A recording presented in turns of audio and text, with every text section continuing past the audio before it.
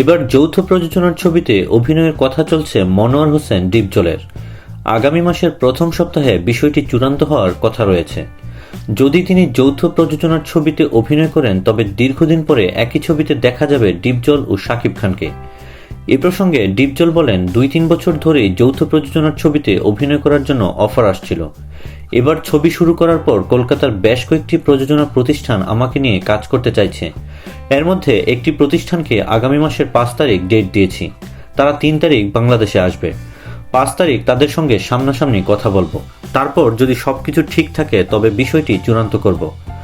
কলকাতার কোন প্রতিষ্ঠানে কাজ করছেন জানতে চাইলে ডিপজল বলেন, কলকাতার শ্রী ভেঙ্কটেশ ফিল্মসের সঙ্গে কথা হয়েছে।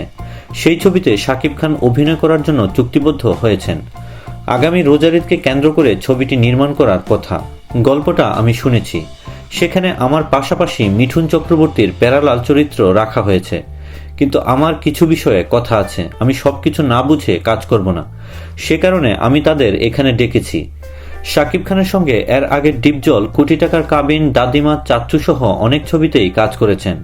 তবে এবারই প্রথম তারা যৌথ প্রযোজনার ছবিতে কাজ করবেন। যদি সবকিছু ঠিকমতো এগোয় এমনটাই জানান ডিপজল। তবে এটা জানাতেও তিনি ভোলেন না, যৌথ প্রযোজনার নামে প্রতারণা চলছে। বাংলাদেশ ও ভারতের লোকবল সমান অনুপাতে কাজ করে না যৌথ প্রযোজনার ছবিতে। এই প্রসঙ্গে ডিপজল বলেন, আমি তো শুধু অভিনেতা নই, আমি ছবির প্রযোজকও। দীর্ঘদিন ধরে আমি চলচ্চিত্রের ব্যবসার সঙ্গে জড়িত।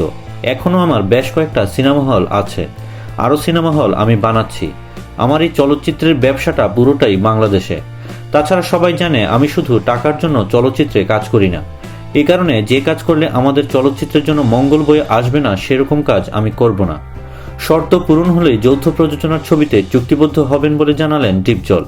তবে দুই দেশের এই প্রযোজনাও খুব একটা দরকার নেই বলে মন্তব্য করেন তিনি। যৌথ প্রযোজনা আমাদের আসলে দরকার নেই, কারণ বাংলা ছবির দর্শক যদি বিশ্বব্যাপী 30 কোটি হয়ে থাকে তার মধ্যে বাংলাদেশে 80%। তবে যেহেতু আমরা টেকনিক্যালি একটু দুর্বল, সে কারণে আমাদের টেকনিশিয়ানদের নিয়ে কাজ করলে তাদের টেকনোলজি জ্ঞানটা আরেকটু সমৃদ্ধ হবে। তাই বলে যৌথ প্রযোজনা নিয়ে পড়ে থাকলে চলবে না। নিজেদের দেশের চলচ্চিত্রকে এগিয়ে নিতে হবে।